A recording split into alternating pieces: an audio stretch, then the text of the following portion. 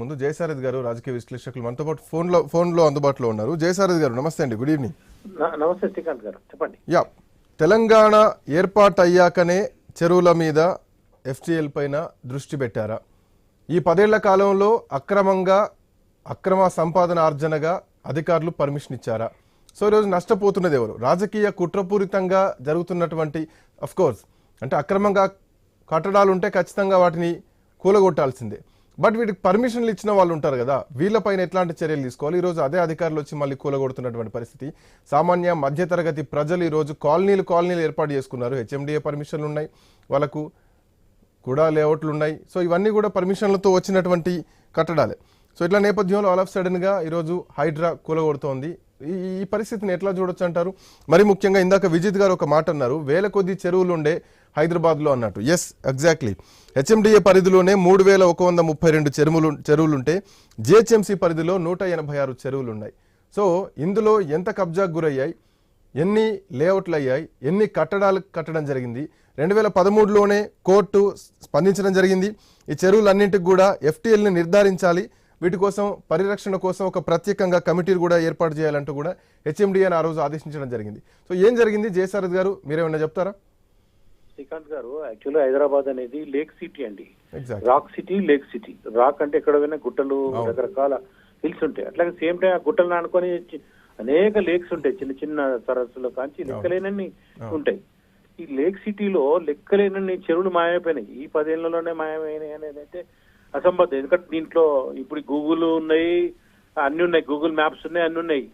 ఇప్పుడు ఈజీగా దొరికిపోతాయి ఎప్పుడు ఈ 10 ఏళ్లలో జరిగి ఉంటే.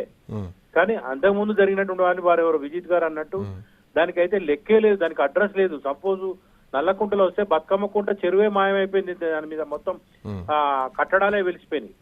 కాబట్టి ఏదో ప్రభుత్వాలు తాము అధికారంలోకి రాగానే తాము వచ్చినామని చెప్పుకోవడానికి, హడావుడి చేసుకోవడానికి ఒక 2 కమిటీలను ఏర్పాటు చేసి, అధికారుల బృందాలను ఏర్పాటు చేసి, దానికి హైడ్రానో ఇంకేదో పేరు పెట్టేసి హడావుడి చేసేసి 4 బిల్డింగులు కూలగొట్టేసి మొత్తం గ్రిప్పులోకి తెచ్చుకున్నాక మళ్ళీ మౌనం దాలుస్తా ఉన్నాయి. ఇదే రకంగా 2014లో బీఆర్ఎస్ పార్టీ అధికారంలోకి వచ్చినటువంటి సందర్భంలో కూడా హడావుడిగా కొన్ని కూల్చివేతలు జరిపారు.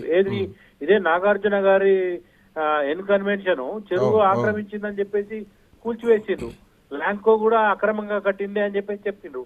కొన్ని హడావిడి చేసేసి అప్పుడు జిహెచ్ఎంసీ పరిధిలో 2014లో టీఆర్ఎస్ పార్టీ ఒక్క సీట్ కూడా గెలవలేదు. అప్పుడు 1, 2 ఈ మల్కాజ్గిరి, మేడ్చల్ ప్రాంతం మాత్రమే గెలిచినాయి.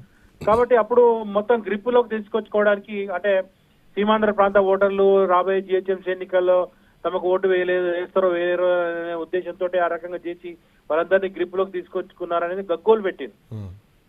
తర్వాత అది మూలకు పడేసిండ్రు. ఇదే ఏపస్ సొసైటీలో కట్టిండ్రు. నాగార్జున గారి కన్వెన్షన్ అట్లనే ఉన్నది, ల్యాక్ హిల్స్ అట్లనే ఉన్నది, ఇంకా అనేకమైనవి అట్లనే ఉన్నాయి.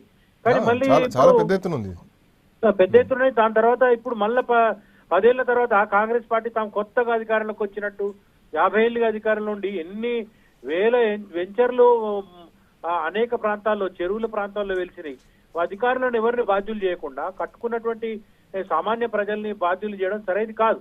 ఇప్పుడు వాళ్ళు కూడా ఎందుకు చేస్తా ఉన్నారు? అక్కడ కేటీఆర్ కి సంబంధించిన దాన్నో ఇంకేదో అధికార పార్టీ సంబంధించిన నేతల్లో వాళ్ళని టార్గెట్ చేయాలని డైరెక్ట్ టార్గెట్ చేయడం చేస్తే కక్ష సాధింపంటారని చెప్పి కొన్ని మామూలు వ్యక్తులే కూలగొట్టేసి వాళ్ళని టార్గెట్ చేయడం కోసం వాడుతా ఉన్నారు. కానీ ఇక్కడ అంటే దున్నపోతులు కొట్లాడుకుంటే లేగదూడ కాలు ఇరిగినట్టు సామాన్య ప్రజలు మీరు ఎవరిని టార్గెట్ చేయాలనుకుంటున్నారు, ఎవరిని బయట పెట్టాలనుకుంటారో, నిర్ద్వందంగా అక్రమంగా ఉంటే వాళ్ళని బయట పెట్టండి.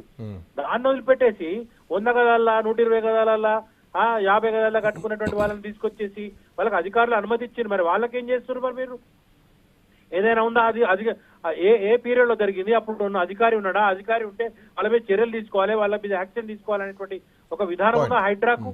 లేదు, కేవలం కూలగొట్టండి. ఈరోజు కోర్టు కూడా అదే జరిగింది. ఏ గైడ్ లైన్స్, ఏ విధి విధానాలతోటి యాక్షన్ తీసుకుంటున్నారన్న క్వశ్చన్ కూడా ఈ రోజు లేటెస్ట్ విషయం శ్రీకాంత్ గారు, ఒక చిన్న విషయము. దానం నాగేందర్ గారు హైడ్రా కూలగొట్టింది జూబ్లీహిల్స్ లో మొన్న కాంపౌండ్ నవయుగ కాలనీలో ఏదో కాలనీ జూబ్లీహిల్స్ లో ఒకటి కాంపౌండ్ వాళ్ళు కూడగొడితే దానం నాగేందర్ వచ్చి దాన్ని అడ్డుకున్నాడు. మరి అధికార పార్టీ ఎమ్మెల్యే కదా ఆయన. ఆ గోడ కట్టినందుకు, ఆ స్లమ్ ఏరియాలో ఉన్నటువంటి గోడ కూలగొట్టినందుకు దాన్ని అడ్డుకున్నప్పుడు మరి అధికార పార్టీ ఎమ్మెల్యేనే కదా. ఆయనే పక్కన ఉన్నటువంటి భూమిని ఆక్రమించడం కోసం దాన్ని బయట పెడతారంటేనే కాంగ్రెస్ పార్టీలో చేరిండి అనేది కూడా ఉంది. మరి ఇవన్నీ పట్టించుకోకుండా ఏదో తమ పబ్బం గడుపుకోవడం కోసం, తమ అవసరాలను తమ టార్గెట్ చేయడం కోసం, కొంతమందిని టార్గెట్ చేయడం కోసం మామూలు ప్రజలను చేయడం సరైనది కాదు. లింగం యాదవ్ గారు ఒప్పుకుంటారా? టార్గెటెడ్ గా పోతుందా హైడ్రా? టార్గెటెడ్ గా పోతుందా? ఒక క్లియర్ టార్గెట్ చేయడం కోసం వ్యూహాత్మకం నేరుగా శ్రీకాంత్ గారి ఇంటికి వస్తే శ్రీకాంత్ టార్గెట్ చేసి అంటారు కాబట్టి ఫస్ట్ జయసారథి ఇంటికి, ప్రక్కన ఇంకో విజిత్ ఇంటికి, ఇంకో ఇంటికి పోయిన తర్వాత అందరినీ కూలగొడుతున్నాం అని చెప్పేసి శ్రీకాంత్ గారి ఇంటికి వస్తున్నారు కావచ్చు. లింగం యాదవ్ గారు ఏం చెప్తారు? లింగం యాదవ్ గారు పెద్దల్ని ముట్టుకోవట్లేదు, చిన్న వాళ్ళ మీద